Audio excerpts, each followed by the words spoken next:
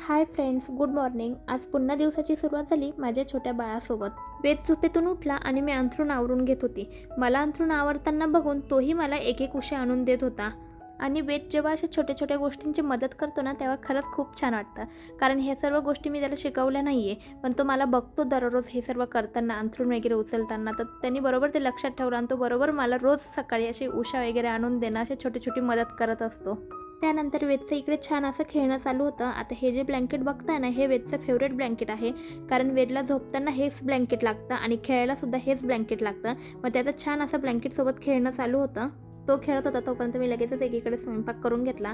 आज स्वयंपाकामध्ये मी छान अशी उसळची भाजी बनवली होती. भाजी टेस्टला खरंच खूप छान झाली होती. ह्या भाजीची रेसिपी मी तुमच्यासोबत कधीतरी नक्कीच शेअर करेल. त्यानंतर लगेचच गरमागरम चपात्या बनवून घेतल्या. वेदला भूक लागली होती, मग एकीकडे वेदसाठी दूध चपाती पण भिजवून घेतली आणि त्यामध्ये मी थोडासा गूळ टाकला. कारण साखर मी काही टाकत नाही, मग त्याला थोडासा गोड लागावं म्हणून थोडासा गूळ ॲड केला आणि त्यानंतर त्याला जेवू घातलं. आणि हो, गेल्या 2 दिवसापासून वेदला आता गॅलरीमध्ये येऊनच जेवायचं असतं. कारण गॅलरीमध्ये बऱ्याच गोष्टी बघायला मिळतात. छोटे छोटे डॉगी बघायला मिळतात, त्यानंतर भूर बघायला मिळते आणि त्यांना सर्वांना बघून तो त्याचं जेवण छान असं एन्जॉय करतो. वेदचं जेवण झालं आणि आता आम्ही आमचं जेवण एन्जॉय करतो. चला मग या जेवायला. बाय.